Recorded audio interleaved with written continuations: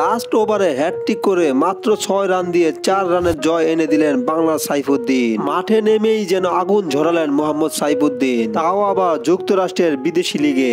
ঘরের মাঠে জিম্বাবুয়ের বিপক্ষে সর্বশেষ টি-20 সিরিজ খেলেছিলেন সাইফুদ্দিন। সেই সিরিজে ভালো পারফরমেন্স করার পরও টি-20 বিশ্বকাপে জায়গা হয়নি এই অলরাউন্ডারের। এবার যুক্তরাষ্ট্রের মাইনর ক্রিকেট লিগে চান্স পেয়েই যেন নিজের জাত চেনালেন সাইফুদ্দিন। যুক্তরাষ্ট্রের মাইনর টি-20 লিগে আটালান্টা ফায়ার হয়ে খেলছেন এই অলরাউন্ডার সাইফুদ্দিন। তার অভিষেক ম্যাচে আগুন ঝরা বোলিংয়ে ম্যাচ জিতালেন মোহাম্মদ সাইফুদ্দিন, সাথে ম্যাচ সেরা পুরস্কারও পেয়ে গেলেন তিনি। গতকাল তার দল আটালান্টা ফায়ার এবং আটালান্টা লাইটিং মুখোমুখি হয়েছিল। টসে জিতে তার দল ব্যাটিং এ নেমে নির্ধারিত 20 ওভারে 8 উইকেট হারিয়ে 137 রান সংগ্রহ করে। ব্যাট হাতে সাইফুদ্দিন করেছেন 5 বলে 6 রান আউট হয়ে প্যাভিলিয়নে ফিরেন এই ব্যাটার। 138 রানের জবাবে আটালান্টা লাইটিং ব্যাট করতে নেমে সাইফুদ্দিনের বোলিং তোপে মাত্র 133 রানে অল আউট হয়ে যায়। আর তাতেই 4 রানে জয় নিয়ে মাঠ ছাড়ে সাইফুদ্দিনের দল। শেষ ওভারের প্রয়োজন ছিল 10, হাতে আছে 6 উইকেট। বোলিং এ আসলেন বাংলার সাইফুদ্দিন, কিন্তু